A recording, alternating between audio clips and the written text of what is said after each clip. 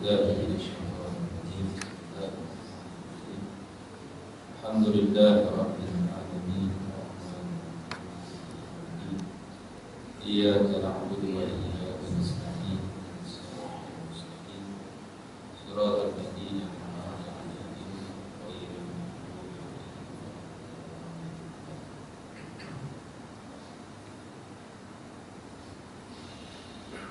الحمد لله على فطرة الإسلام وكلمة الإخلاص وعلى دين نبينا محمد صلى الله عليه وسلم وعلى ملة أبينا إبراهيم حنيفا وما كان من المشركين.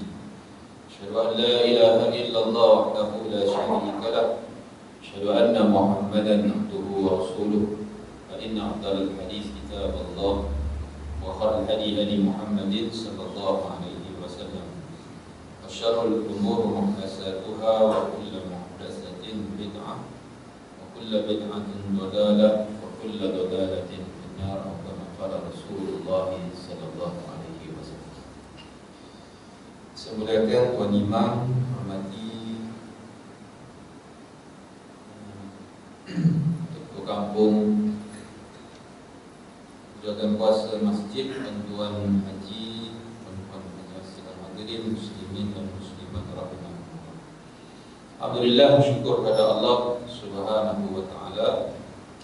Pada malam ini kita sama-sama dapat bertemu dan kita solat waktu maghrib secara berjemaah, dan sebelumnya kita duduk dalam majlis ilmu. Mudah-mudahan majlis ini akan diberkati oleh Allah Subhanahu wa taala. Kita menyambung dalam bab yang ke-20, asas aqidah Islam, yaitu mukjizat Rasul. Dan telah pun saya menyebut tentang arti mukjizat, tujuan mukjizat, dan bahagian perkara yang menyalahi adat. Antaranya sebagai ulangan iaitu irhas. Irhas, tanda permulaan kerasulan seperti awan mendung, awan yang meneduh Rasulullah SAW sebelum baginda dilantik menjadi Rasul. Nabi sebelum dilantik menjadi Rasul dah ada tanda-tanda orang yang dipilih oleh Allah Subhanahu Wa Taala. Ada tandanya, iaitu awan yang meneduh perjalanan Rasulullah SAW. Banyak lagi irhas, benda-benda yang menjadi perkara pelik semasa kelahiran Nabi. Masa kelahiran Nabi, bahkan semasa Nabi masih di bawah pengawasan penyusuan Halimatus Sa'diyah. Semasa Nabi disusukan oleh Halimatus Sa'diyah ni, banyak perkara-perkara pelik berlaku kalau kita lihat dalam kitab sirah.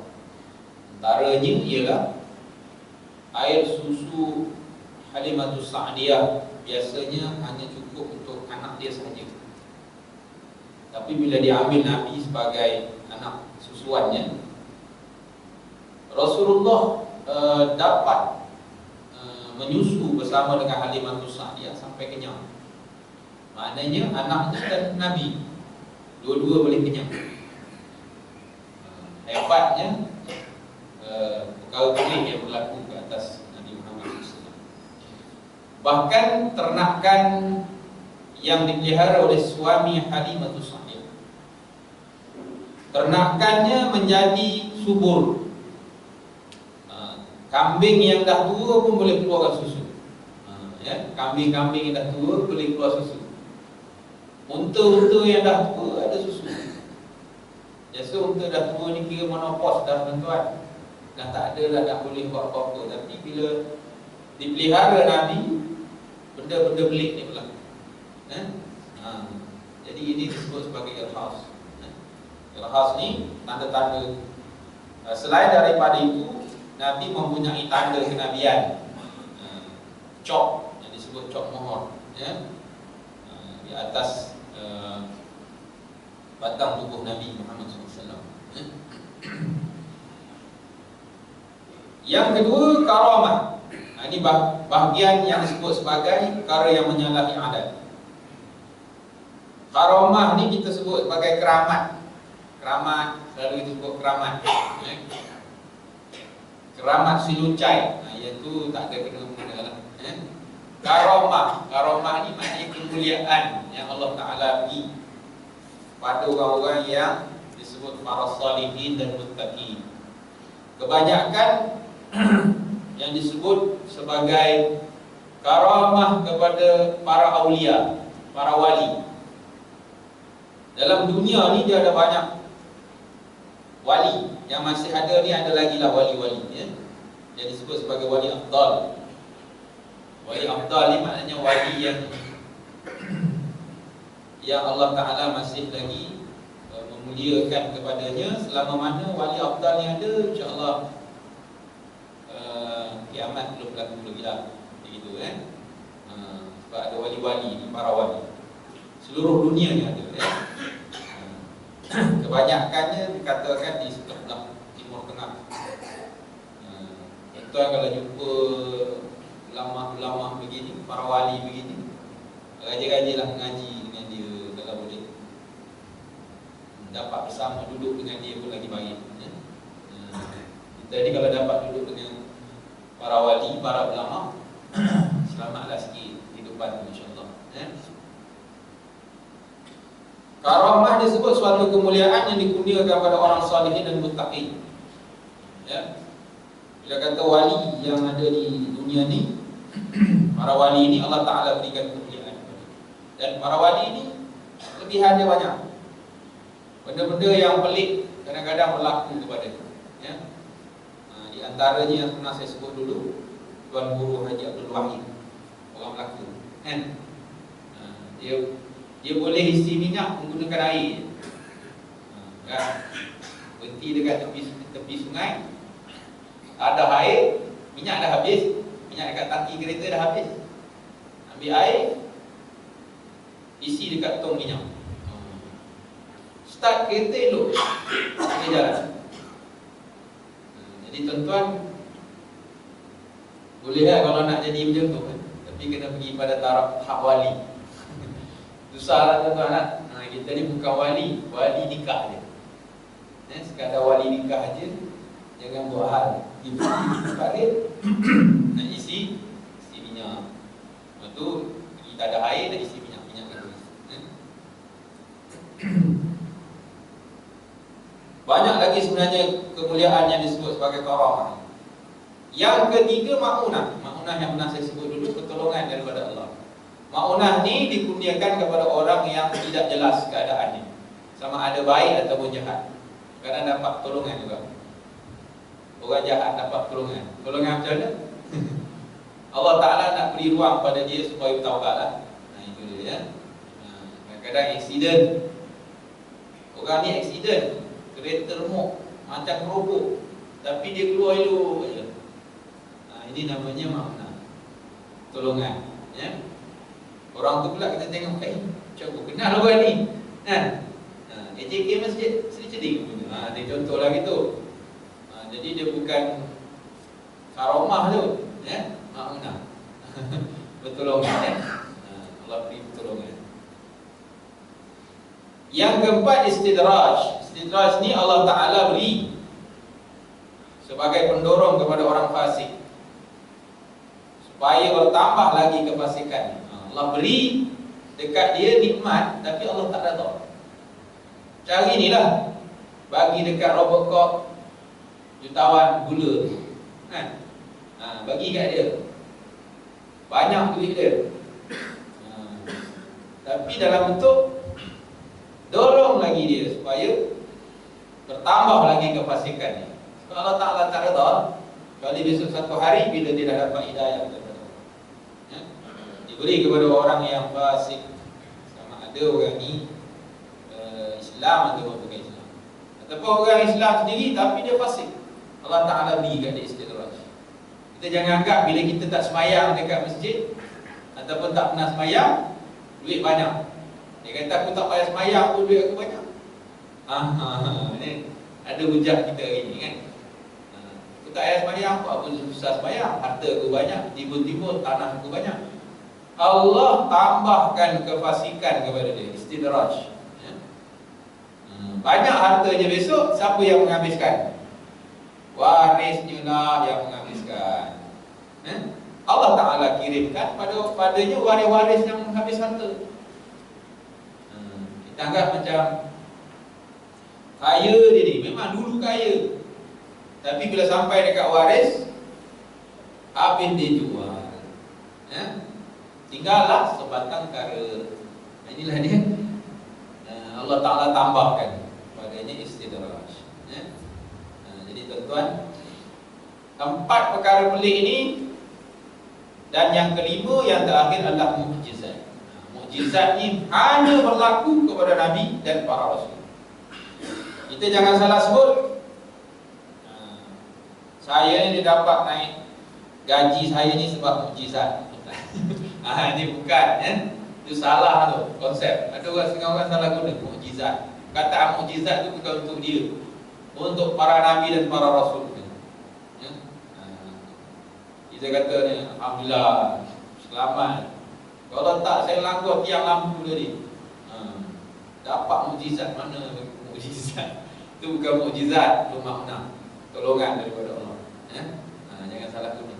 Ada orang salah guna kata-kata ni, mukjizat. Kemudian manakala perkara luar biasa berlaku berlainan daripada apa yang dikehendaki oleh seorang itu, dinamakan fazlan. Fazlan ni maknanya kegagalan, iaitu untuk membohong dan menghinakan. Yang ini terbalik, tuan. Seperti apa yang berlaku kepada Musailamatul Kazzab. Musailamah Al-Kazzab ni nabi palsu. Dia seorang perempuan mengaku jadi nabi. Sebab itu dipanggil Musailamah. Musailamah, nabi tambah belakang dengan Al-Kazzab. Musailamah pembohong. Jadi nabi palsu, perempuan jadi nabi. Sebab zaman nabi tu dah ada orang mengaku nabi. Nabi masih hidup, ada orang mengaku jadi nabi. Maknanya apa tuan-tuan? Jangan pelik sekarang. Lepas zaman nabi ni berapa ramai tuan-tuan tengok selepas daripada ni orang ada mengaku jadi nabi. Dulu orang keluar daripada Batu Kek mengaku Nabi Isa, orang pun percaya. Dia keluar Batu Kek je. Dulu ada sekali. Kemudian ada lagi orang mengaku jadi nabi. Bukan ayat Nabi dekat Kemensah. Nabi apa nama? Nabi Melayu tu kan. Apa nama nabi tu? Mengaku jadi nabi, keluar jadi daripada, dia turun daripada bukit Kemensah tu. Dia kata dia dapat wahyu melalui surah Yasin. Mengaku jadi nabi. Terror tadi. Orang percaya. Hebat orang kita ni. Orang kita Melayu ni, dia punya percaya tu hebat. Kita percaya benda-benda pelik macam ni lah. Jumpa bomo nampak pelik sikit, ni bomo ni bagus. Bomo tu pakai teropong sikit, bagus. Cepat percaya orang kita ni. Jumpa bomo pelik, nak keluarkan hantu daripada alat-alat sulit, kita pun percaya semua orang pergi. Sebab orang ni dia jarang datang kuliah macam tuan-tuan. Kalau datang kuliah pun percaya juga, bomoh pelik lah. Tuan-tuan, benda-benda hari ni kita lihat orang Melayu kita, Masya Allah, sangat percaya benda-benda pelik macam ni. Dia kata pelik-pelik je. Dulu masa zaman jahiliah tu tak apalah tuan-tuan, saya pun percaya juga. Zaman jahiliah, masa tu umur baru darjah 5, darjah 4 kan, orang datang rumah berubat. Di zaman jahiliah dulu lah, datang rumah ayah saya tu, dia berubat. Umur tak mana-mana datang, selubung dengan kain hitam. Kita dah tengok lah budak-budak, bila tengok benda pelik ni dia seronok. Saya budak-budak lagi, bila tengok tiba-tiba menggeletar badan dia duduk dalam kain hitam. Dia kata dia tengah masuk hantu tu, tengah masuk jin. Bila masuk jin, dia pun bangun. Pak pelik dia ni. Lepas tu dia mulalah habis je perubatan, mulalah dia bagi tahu pengerasnya. Pengeras. Pengerasnya 2 gantang beras, itu rujuk 4 belalang. Jadi kadang-kadang pengeras-pengeras beginilah. Dia boleh kata kalau pergi Darus Syifa, tak pernah dia sebut pengerasnya 2 gantang beras. Pernah jumpa tak? Tak pernah lagi kalau Darus Syifa. Jadi kita benda-benda macam ni kita kena tengok, jangan sampai cepat terpengaruh. Jadi mengaku jadi Nabi Musailamatul Kazzab menyebabkan ada di kalangan orang-orang di zaman itu percaya dengan Musailamah al-Kazzab, yang mendakwa dirinya menjadi Nabi. Dia telah meludah ke dalam mata seseorang untuk menyembuhkan penyakitnya. Musailamah ni dia pun macam bomoh juga. Dia ludah mata orang tu supaya penyakitnya baik. Harapnya begitulah. Tiba-tiba mata orang yang diludah tu menjadi buta. Mula-mula kabur je, rabun je kan. Tapi bila Musailamah sembuh sikit, jadi buta terus. Ini maknanya berlaku khazlan. Khazlan ni apa dia? Gagal dalam dia membuat benda-benda pelik tu. Kalau bertambah teguk tu tuan-tuan, tu gagal lah. Dia boleh jadi, dia mengaku jadi Nabi. Kemudian ada pun sihir atau silap mata tidaklah termasuk di dalam perkara yang menyalahi adat. Dia kata sihir, silap mata dia bukan perkara yang menyalahi adat, kerana ia luar biasa bagi orang ramai.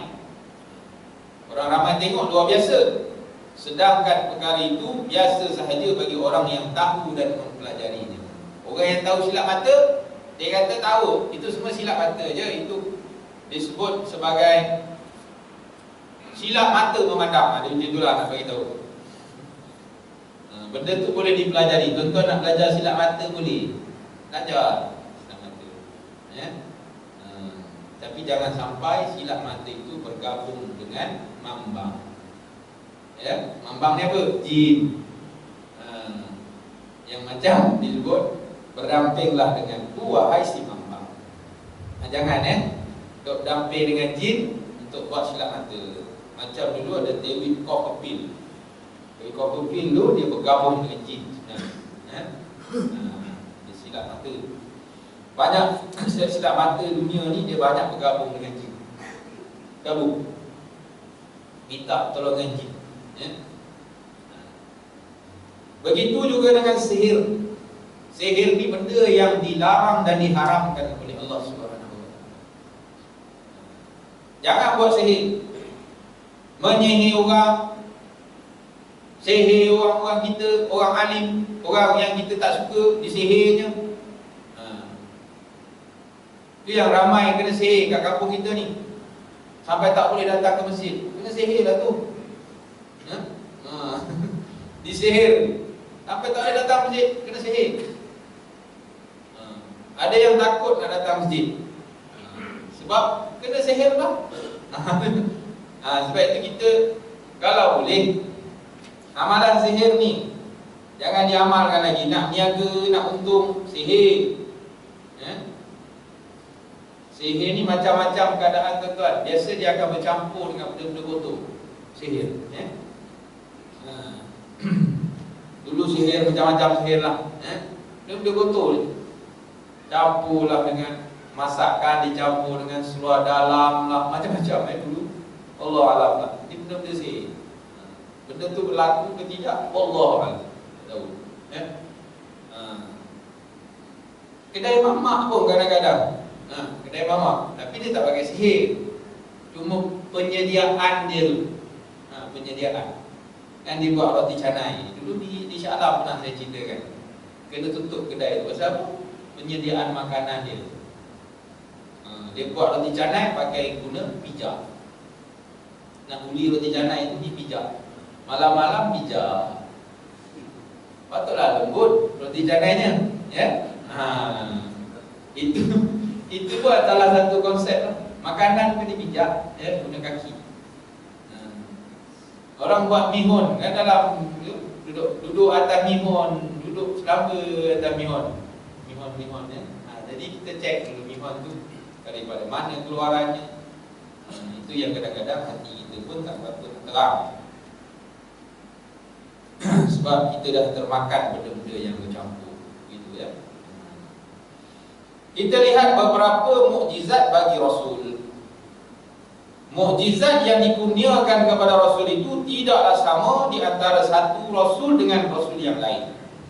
Kerana mukjizat itu dikurniakan mengikut suasana dan keadaan umat masing-masing. Umpamanya, dia mukjizat zaman Nabi Adam sampailah kepada zaman Nabi Muhammad SAW berbeza-beza. Tak sama, ya. Mengikut uruf manusia di zaman itu, keadaan. Kita lihat mukjizat Nabi Musa alaihissalam. Ini sebagai contoh. Terdapat banyak mukjizat yang dikurniakan kepadanya. Di antaranya, apa mukjizat Nabi Musa? Tongkatnya menjadi ular yang besar ketika Fir'aun mengumpulkan ahli sihir yang bijak dalam negerinya. Di zaman Fir'aun, bisnes sihir sangat hebat. Nak begitu. Zaman Fir'aun ni, bisnes sihir tu jadi bisnes. Semua orang akan bertemu dengan ahli sihir. Nak tentukan masa depan, jumpa ahli nujum. Ahli nujum tu ni termasuklah tu, kan, jumpa ahli nujum. Untuk melawan Nabi Musa, maka Fir'aun kumpulkan semua ahli sihir yang bijak-bijak berdepan dengan Nabi Musa alaihissalam. Sedangkan dia tahu Nabi Musa ni putera yang membesar dalam istana. Nabi Musa ni kan, dia membesar dalam istana Fir'aun, satu-satunya lelaki yang hidup. Sebab Fir'aun percaya dengan ahli sihir. Sebelum Fir'aun melancarkan kempen membunuh anak lelaki, Fir'aun pun ada kempen juga. Sebab dia tahu, dia percaya. Ahli sihir dia kata, tuanku akan dikalahkan oleh seorang lelaki. Tercabar tak Fir'aun bila dengar ramalan ahli sihir? Kalau katalah ahli sihir tu, ni ahli sihir yang jujur lah, maknanya dia tak ada bodek-bodek. Tapi kalau ahli sihir yang tak jujur, yang bodek juga Fir'aun, dia kata, tuanku akan dikalahkan oleh seorang lelaki, tapi tuanku dapat mengalahkan lelaki itu. Maknanya dia pandai sikit, dia pusing, kan? Tapi ahli sihir yang jujur ni, dia kata, tuanku akan dikalahkan oleh seorang lelaki. Tak ada sambung-sambung lagi dah. Patutnya dia pusinglah sikit ayat tu, jadi selamatlah sikit, kan. Tapi pasal dia tak pusing, kita ni pasal depan ni kadang-kadang tak boleh nak pusing-pusing lah. Dia jujur lah ni. Maka ahli sihir tadi diminta oleh Fir'aun, kumpulkan semua pakar-pakar sihir yang ada, kumpul untuk melawan dengan Nabi Musa alaihissalam. Sebab Nabi Musa masa tu dah membesar dalam istana. Isteri Fir'aun pula, Asia tu, dia nampak baby lelaki ni, sebab dia tak ada anak, dapat depan istana, ambil dibesarkan dalam istana. Ni nak kata Allah Ta'ala punya kuasa. Yuriduna liyutfi'u nurallah bi afwahihim wallahu mutimmu nurihi walau karihal kafirun. Mereka nak bunuh, maknanya Fir'aun ni nak hancurkan Islam dalam bentuk macam tu. Tapi Allah Ta'ala pelihara Nabi Musa alaihissalam. Elok aja dia membesar dalam istana. Selamat pula. Sebab Fir'aun ni dia kalah dengan isteri dia perempuan. Kalah. Sebab itu kita kadang-kadang dengan orang mak ni kita kalah juga kadang-kadang. Betul aja. Dia lepas balik ni kan semua masing-masing. Orang mak ni suruh buat kopi. Kita ni memang suruh buat kopi selalu. Buatlah kopi. Alah, abang buat sendiri dah. Kalah kita buat kopi sendiri. Nak buat macam, kalau tak pandai buat kopi, pergilah ngetek. Inilah biasa. Wah, naik motor kopi ngetek. Suruhlah mak-mak janda mana tolong buatkan kopi. Itulah. Tapi kita ni kadang-kadang mudah aja nak suruh orang mak kita buat kopi, tuan-tuan. Kita suruhlah. Kalau awak tak buat kopi, nanti saya pergi kedai mak janda tu. Terus siap kopi. Tak payah susah. Kopi siap terus datang. Jadi hari ni kita bila sebut kata Fir'aun pun kalah dengan isteri dia. Dan kalau Fir'aun pun kalah, maknanya kita ni pun dari sudut fitrah macam tu lah tuan-tuan. Bukan kalah. Fir'aun ni sayang dekat isteri dia, sayang. Sampai tahap, bang, yang ini tolong jangan bunuh. Saya tengok comel bayi ni, jangan bunuh dia. Sampai tahap tu. Yang lain abang nak bunuh-bunuh lah. Mungkin agaknya gitu Asia kata. Tapi yang ini yang datang depan rumah kita ni, saya tengok comel sangat ni. Yalah, saya pelihara dia. Pelihara membesar dekat dalam istana. Bayangkan, maksudnya bila dia membesar dekat istana, Nabi Musa tahu semua. Apa dia? Adat-adat istana. Semua dia tahu. Nabi Musa memang tahu. Sebab dia membesar dekat istana. Tuan-tuan membesar di istana? Belum ada lagi lah kakak ni. Ada yang dah membesar di istana. Saya kerja kat istana je Ustaz. Kalau kerja pun dah kira okey dah. Kalau tuan-tuan ni kerja dekat istana pun dah kira okey. Dah tahu dah prosedur istana macam mana kan. Tuan-tuan dah masuk istana bukan senang. Tuan-tuan yang pernah masuk istana, Allah, masa nak menerima pingat macam mana keadaan? Punyalah takut terus masuk istana. Depan sultan. Bayang besok bila kita duduk dalam akhirat, macam mana kita depan Allah Subhanahu Wa Taala dengan amalan yang sedikit. Jadi pada masa itu Allah memerintahkan Nabi Musa supaya mencampakkan tongkatnya. Masa dah dikumpulkan pakar-pakar sihir ni, Allah perintah. Bila kata perintah Allah, para nabi dan para rasul ni dia tak pernah kata tak percaya dengan apa yang Allah Ta'ala perintah. Itu hebatnya. Campakkan tongkatnya lalu bertukar menjadi seekor ular yang besar dan menghapuskan sihir-sihir kaum. Dihapuskan habis ular-ular yang kecil-kecil. Ahli sihir dia tak boleh buat ular besar.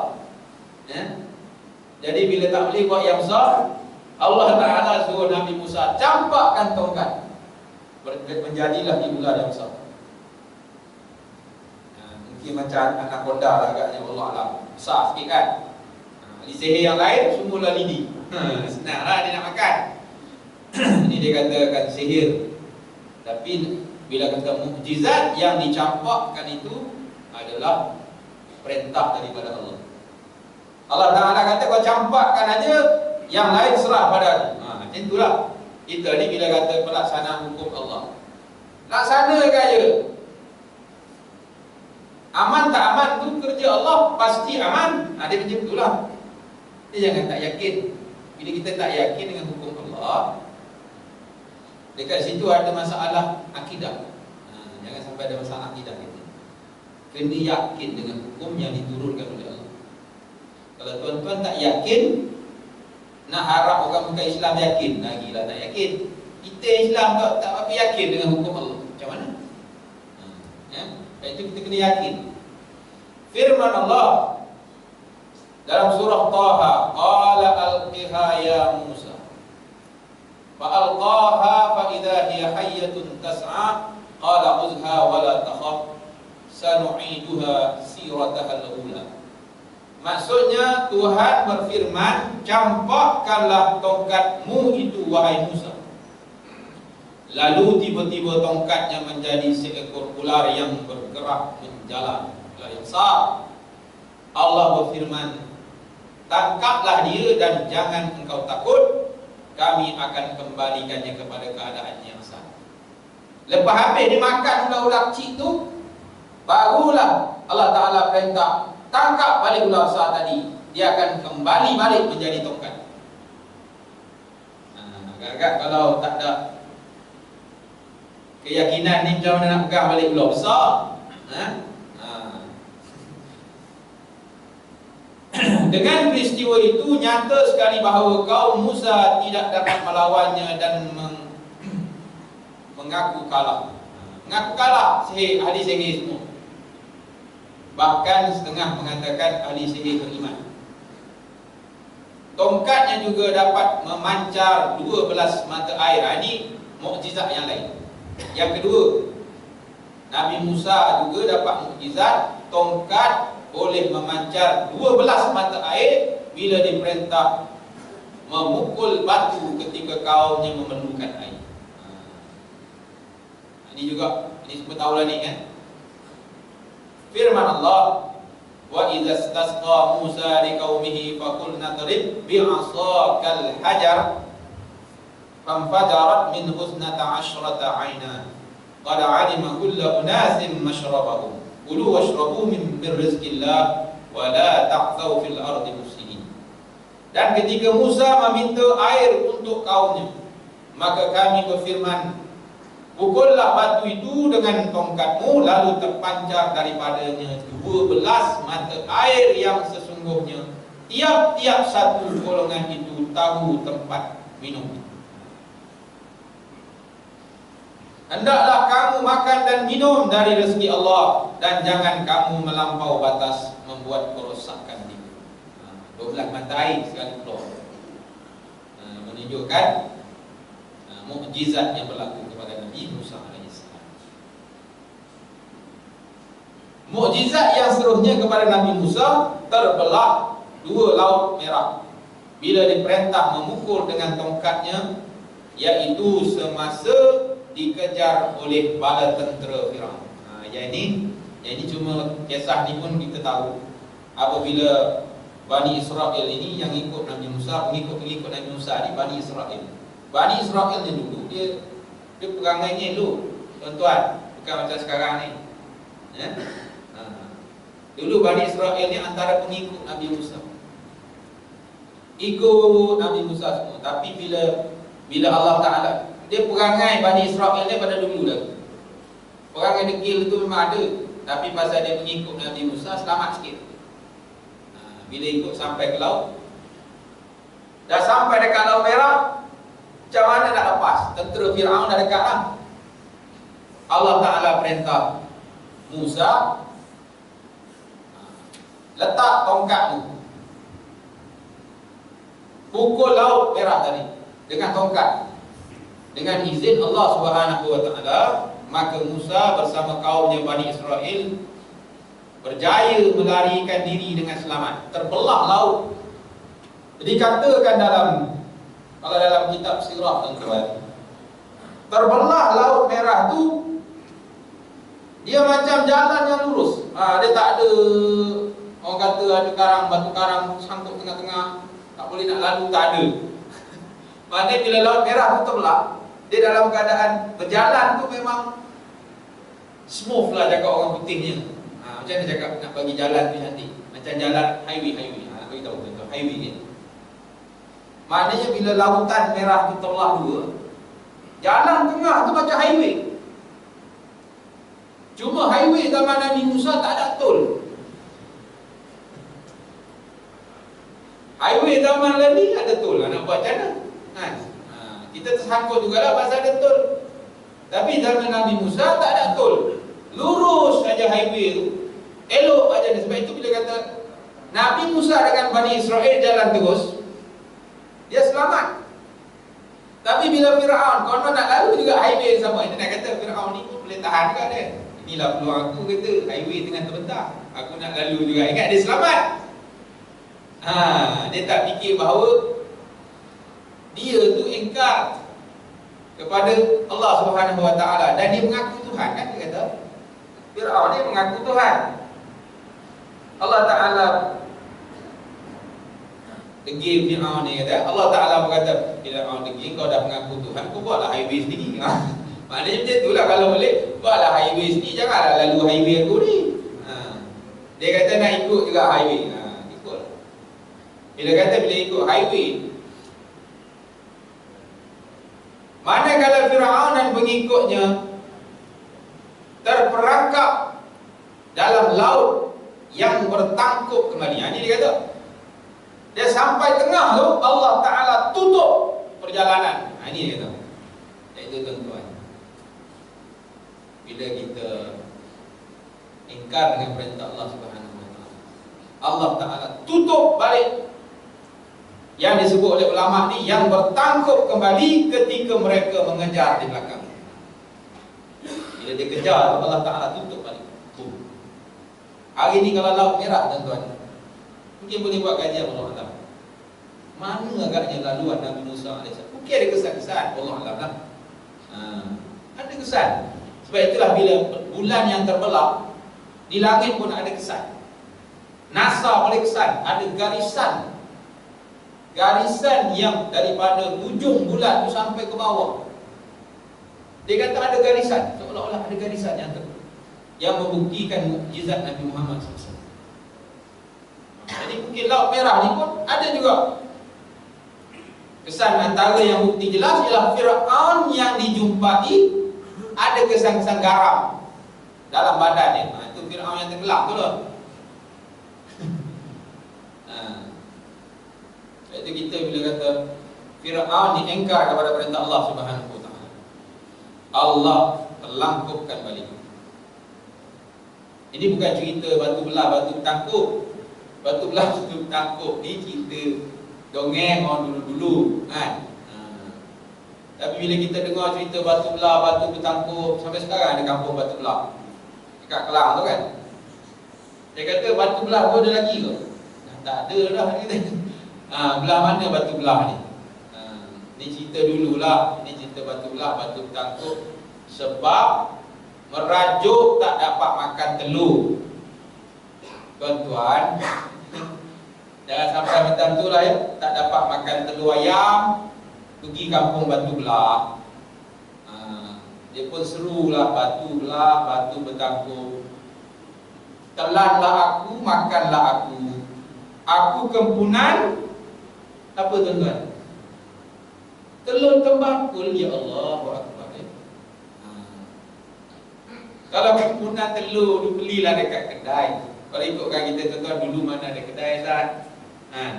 Orang dulu punya merajuk dahsyat, tak makan telur, pergi bunuh diri. Itu kerja apa? Masa tu Islam tak ada lagi tuan-tuan ya. Kalau Islam dah ada, takkanlah dia sampai pergi bunuh diri. Orang dulu jarang saya dengar kisah orang dulu-dulu dia bunuh diri. Yang paling pelik hari ni, orang Islam kita ramai yang bunuh diri. Betul tak? Tuan-tuan, dulu punya cerita zaman piramid, saya tak pernah dengar orang mati bunuh diri banyak orang Melayu kita. Walaupun dia miskin, walaupun ekonomi tak apa-apa bagus, tapi dia tetap jaga akidah. Hari ni putus tunang, putus apa benda pun kita dah mula dalam keadaan yang putus harapan, tuan-tuan ya, putus harapan. Jadi kita jangan jadi macam tu lah. Kuatkan akidah. Akidah kita kena kuat ya? Tak kira lah siapa ya? Sebab itu kita ni dalam hari ni kena kuat akidah. Percaya dengan Allah, yakin dengan Allah ya?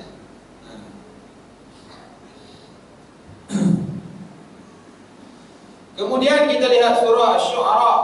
فَأَوْهَيْنَا إِلَى مُوسَى أَنِ اضْرِب بِّعَصَاكَ الْبَحْرَ فَانْفَلَقَ فَكَانَ كُلُّ فِرْقٍ كَالطَّوْدِ الْعَظِيمِ.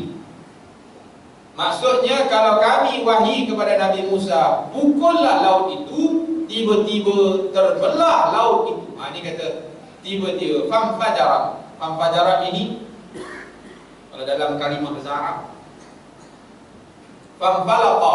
Yang tadi famfajarat, famfalaqa maknanya bila ada perkataan fa tu dia kejut. Dia nak bagi faham tuan-tuan macam mana dia? Terkejut. Allah Akbar. Tiba-tiba dia macam itulah. Tiba-tiba kita ni kan kalau tiba-tiba terkejut kan. Macam itulah. Terbelah. Ni kata terbelah.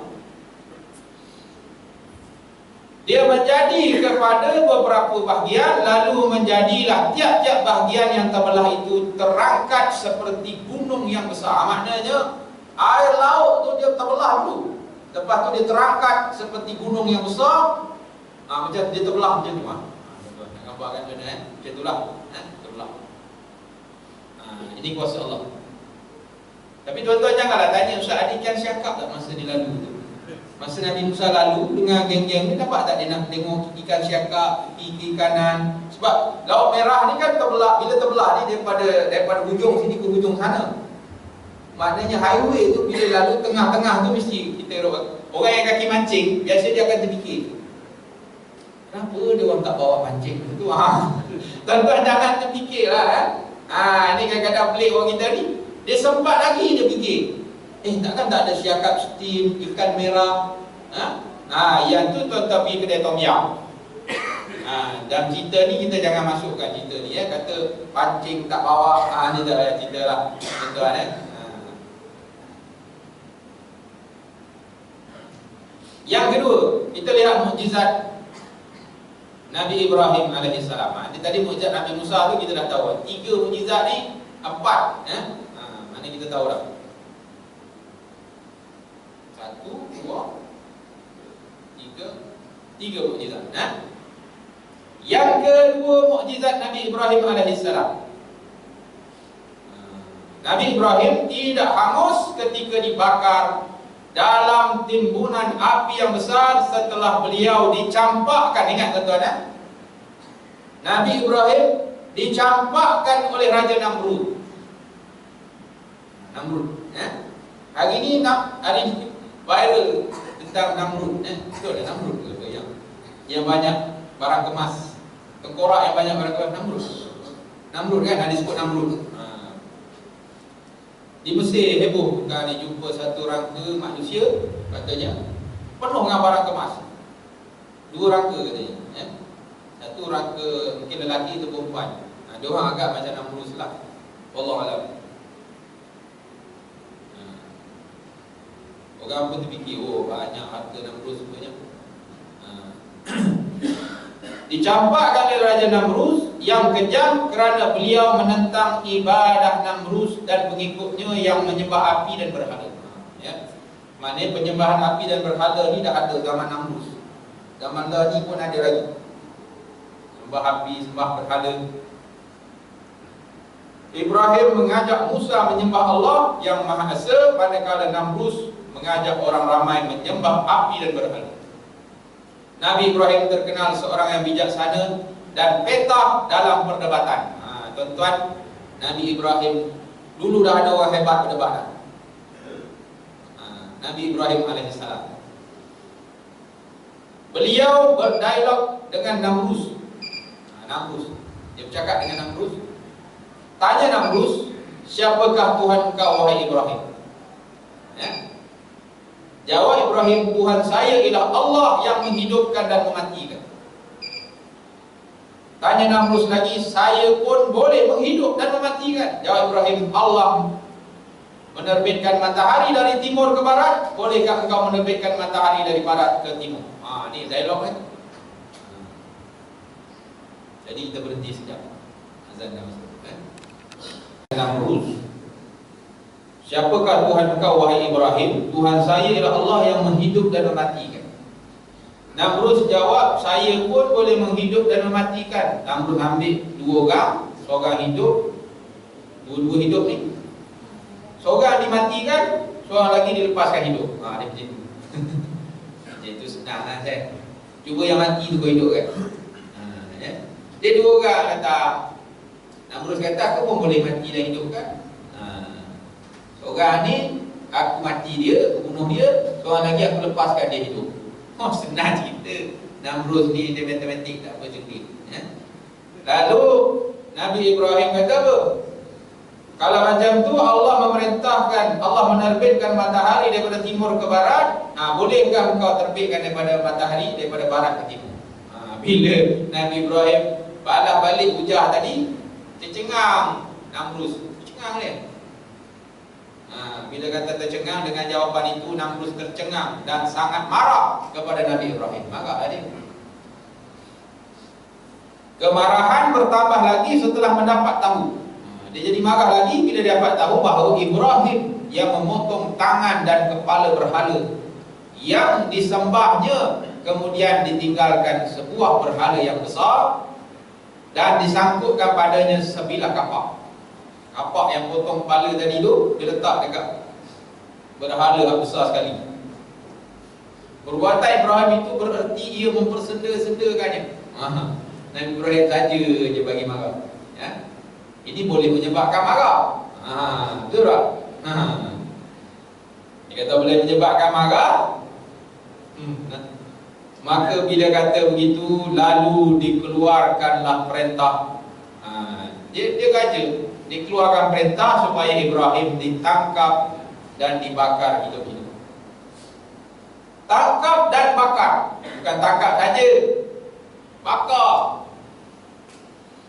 Menjadi, tetapi dengan kekuasaan Allah, api yang membakar Ibrahim itu, ini kata mukjizat Nabi Ibrahim. Api yang membakar di zaman dan pada masa itu saja.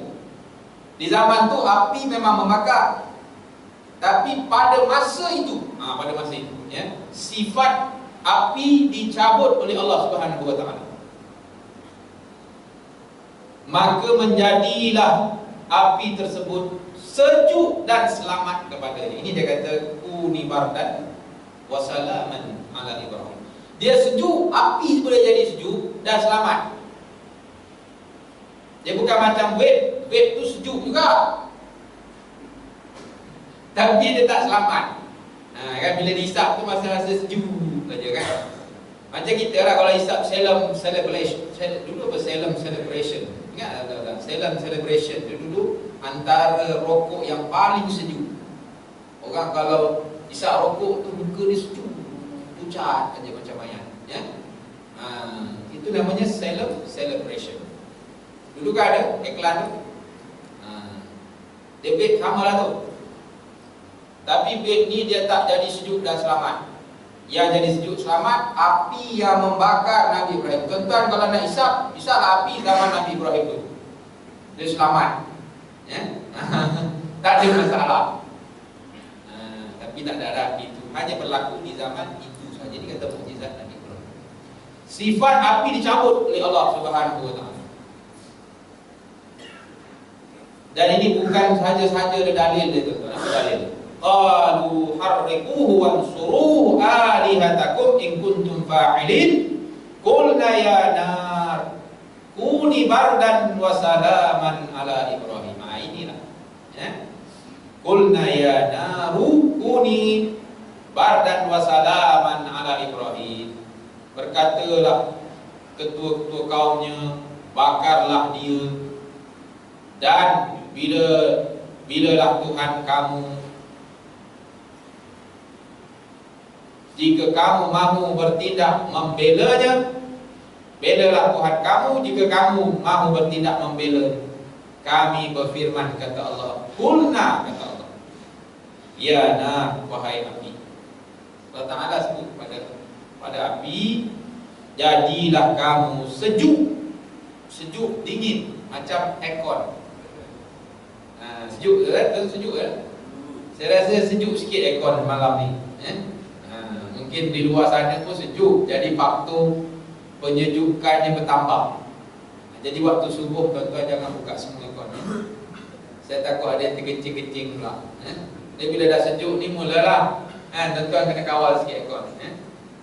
Aircon Seri Ceding ni dia alhamdulillah, sebab berkat tuan-tuan banyak berderma kan, bil elektrik tak tinggi. Satu-satunya masjid yang agak pelik. Suri ceding lah. Aircon dah banyak, tapi bil elektrik tak dingin.